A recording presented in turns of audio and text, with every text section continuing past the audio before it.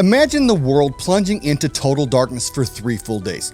No sunlight, no moonlight, and a silence that feels like it's alive.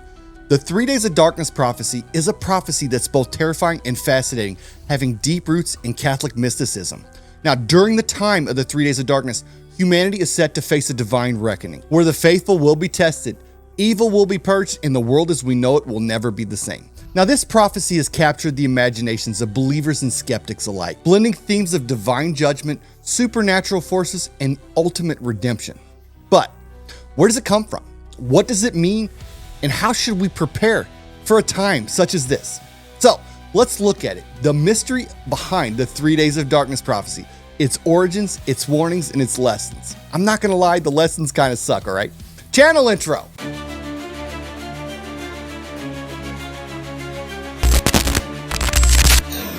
Welcome to the channel. My name's Alan, aka the Damn It Man, and here we explore the bizarre, the unexplained, and everything in between.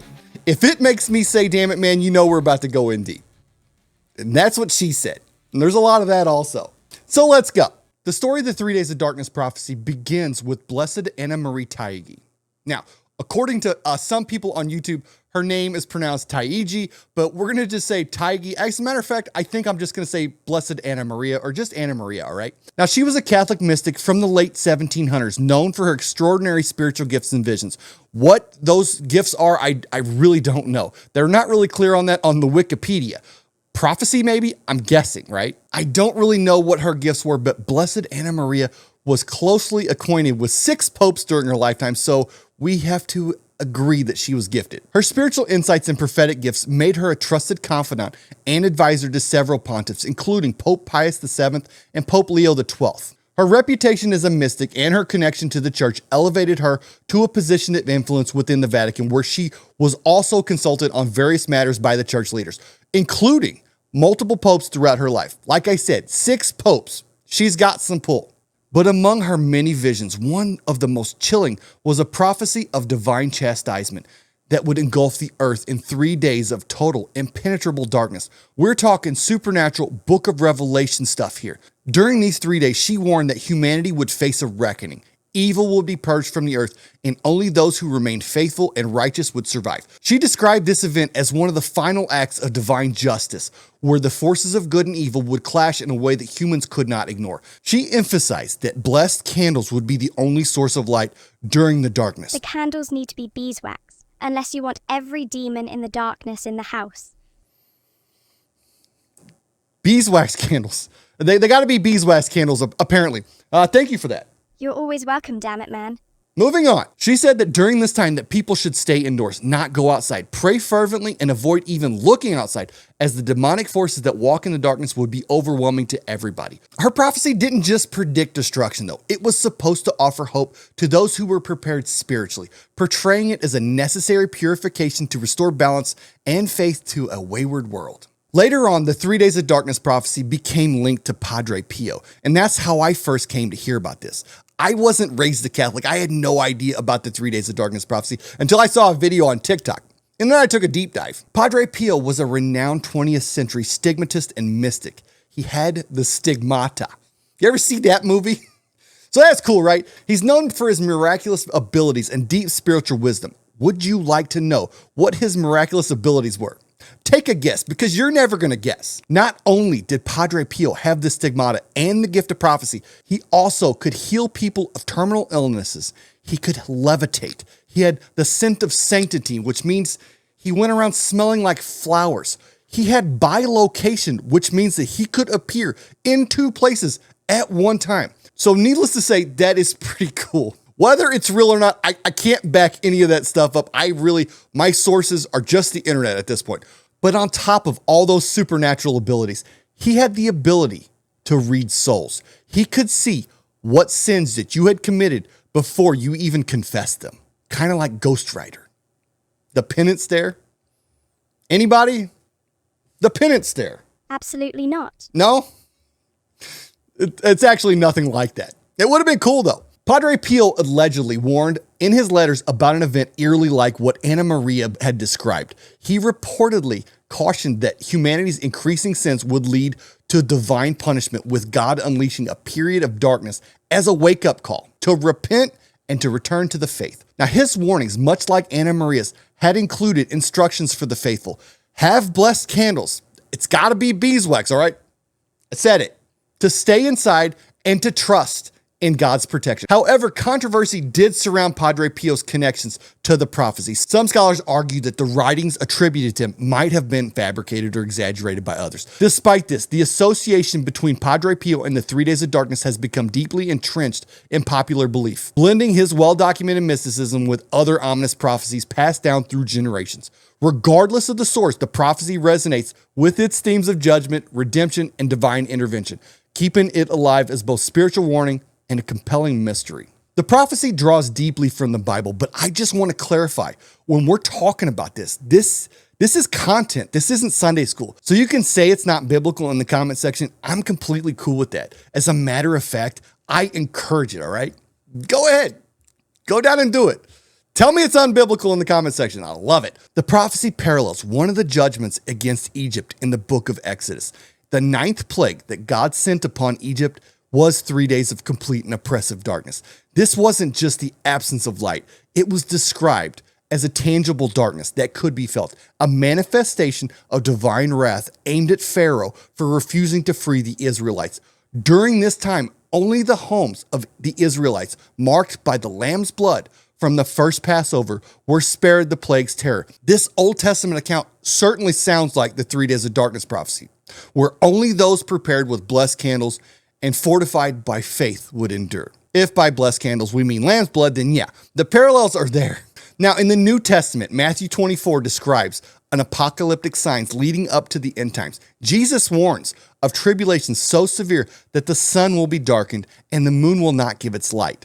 The stars will fall from the sky and the heavenly bodies will be shaken. This imagery of cosmic upheaval aligns very closely with the prophecy's depiction of darkness, further grounding it in Scripture for those who see it as a literal fulfillment of Christ's warnings. And we can't stop without talking about the book of Revelation. The book of Revelation vividly portrays darkness as a harbinger of divine judgment. In Revelation 16:10, the 5th vial brings a supernatural darkness over the kingdom of the beast. Similarly, in Revelation 6:12, describes the opening of the 6th seal, where the sun darkens like sackcloth, the moon turns to blood, and a great earthquake shakes the earth. Now, whether they're meant to be taken literally or seen as powerful metaphors, at the end of the day, it does sound something like the darkness in the prophecy. Now, for believers, these scriptural echoes are not just coincidences. They're seen as evidence of a cyclical pattern which God intervenes directly in human history. The recurring theme of light versus darkness, both physically and spiritually, is a powerful reminder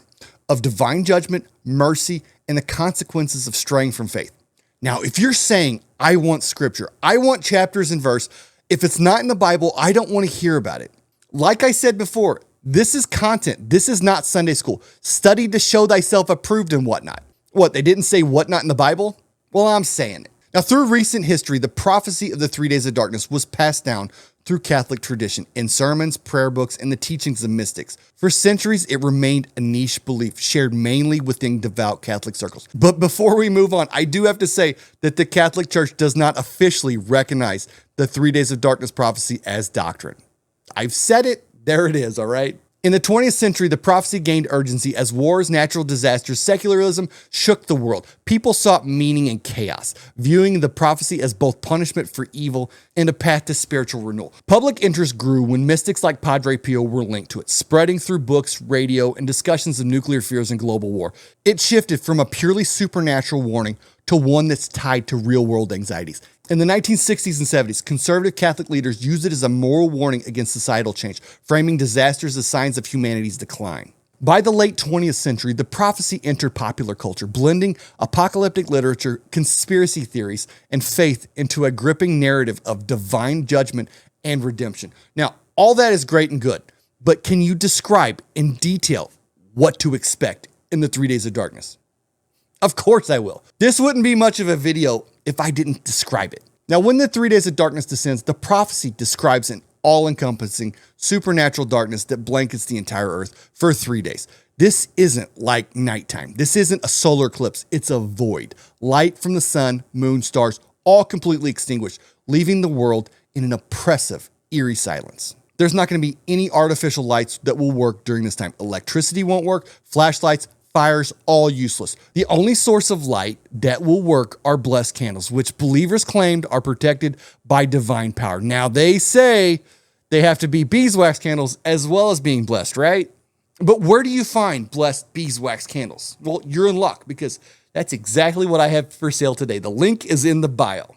I'm kidding. I'm joking. As the darkness spreads, terrifying entities are said to roam the earth. These are not just metaphors for evil. They're described as physical manifestations of demonic forces. Whether they be fallen angels or demons, they have physicality. They aren't just spirits. They can't just go through your door. They have a body. Believers in the prophecy says that these entities will attack anyone who's caught outside or unprotected within their home. Windows and doors must be sealed, not just for safety, but because these entities are said to lure people by mimicking familiar voices, friends, family members, even loved ones pleading for help. This is a test of willpower and faith to resist. Could you resist opening the door if you hear a family member that possibly got caught outside? That'd be a tough one. I gotta admit, that would be tough. During the 3 days, stepping outside is considered a death sentence. Staying indoors is non-negotiable. Even looking out a window could invite destruction. Some accounts warn that the mere sight of these creatures can kill. Blessed beeswax candles are the only light that will shine in the darkness. $9.99 for a dozen, all right? No. I watched a video once where a lady said that all the Bibles in the home of the believer would also give off light, but I couldn't find a source for that. People are like that sometimes. They don't be given sources. Believers are instructed to cover all windows and reflective surfaces like mirrors to prevent accidental glimpses of the outside world. Prayer becomes the primary defense. Constant recitation of prayers like the rosary, psalms, or other devotions is said to ward off the evil forces. Blessed sacramentals like holy water, crucifixes, and rosaries are said to provide additional protection. Entire households are expected to come together in prayer, having to place their trust in divine mercy. The prophecy also describes the sensory horrors of these days. The world won't just be dark. It will feel alive with danger. You might hear unearthly sounds, scratching at your doors, guttural growls, or cries that almost seem human, but they're not quite human. These sounds are meant to break your resolve and to trick you into opening your home to the danger. Do you remember that TV show From? Because it's a lot like that. Do not open your freaking doors. Now, this isn't just physical survival. This is a spiritual trial. The 3 days are described as a final judgment, where faith and trust in God are the only way to endure. Now, that's all terrifying. The question always arises, though, about what we do with our animals. They must go outside. They got to go to the bathroom. I'd say let them pee in the floor, because I don't know about you, but I ain't going outside. I'm not opening the damn door. Now, a while back, I made a TikTok video about a nightmare that I had that was so horrific that it stuck with me for years until I heard about the 3 days of darkness prophecy. Then I realized that the dream paralleled it almost exactly. I told that story and I received hundreds and hundreds of comments and emails from people saying that they had a similar dream. And out of all of those, this one right here stands out the most. Now, I want to read you this because this account is chilling and not the good kind of chilling, all right? The lady writes, after watching your video about the 3 days of darkness, I had to tell you about this dream I had back in April. The dream started normally and then suddenly it shifted. 1 minute I was standing in my house with broad daylight coming through my windows. The next, pitch black darkness enveloped the entire house, except it wasn't night though. Nothing was giving off light. It was a thick, suffocating void that covered the entirety of the house. I couldn't see my hand in front of my face. The world had also gone completely silent, like I was standing in one of those rooms where no noise was possible. I felt around for my phone, and when I found it, the screen wouldn't turn on. I just figured that the power was out. I couldn't get anything to turn on electrical in the entire house. And then I noticed something outside. I couldn't see it, but it looked like the shadows were shifting against each other in the darkness. I squinted to look into the darkness, and I could almost picture what was out there, but I couldn't quite focus on it. Then I started hearing a grinding noise, like something was being dragged across the pavement. I felt my way along the hallway, trying to get to the kitchen, and that's when I heard it, a knock at the door. Not a frantic knock, like somebody that was trying to get in away from the darkness. This was a steady knock, 3 taps at the door. I made it to the kitchen and to the door, and as I stood there, 3 more taps came. I called out asking who it was that was at the door, but nobody replied. And just as I was getting ready to walk away, I heard a voice from the other side of the door that said, let me in. I backed away from the door immediately. My breath caught in my throat. The voice that I heard on the other side of the door was my own voice. The knocking, it didn't stop. 3 taps and a pause. 3 taps and a pause. I moved towards the back of the house, but no matter where I went, I heard it. Always the 3 taps, and then always my voice saying, let me in. And that's when the screams came. They came from everywhere and all at once. It sounded like people in the distance, but their voices didn't carry right. It was like they were stretched too thin. Something unnatural about them. I can't quite put it into words, but they just didn't sound right. I couldn't take hearing them anymore. I covered my ears, but it didn't help. The darkness seemed to seep in everywhere, pressing against my thoughts. I could hear my heartbeat pounding in my ears. I knew I couldn't go outside. I knew I wasn't supposed to open the door, but something told me that I was going to do it anyway. And then something else said, you've already opened the door. I opened my eyes and I looked up and they were right. The voices in my head that had told me that I had already opened the door were correct. The door was wide open. And just before whatever was out in the darkness came in my house, I woke up. I woke up covered in sweat. The house was completely silent. And then I realized why it was silent. The fan that I must have to sleep every night wasn't running. I reached down to turn the fan on, and that's when I realized that the power was out in my house. And for a split second, I thought it was really happening. It took me 10 minutes to calm down and realize that it was just a dream. But was it?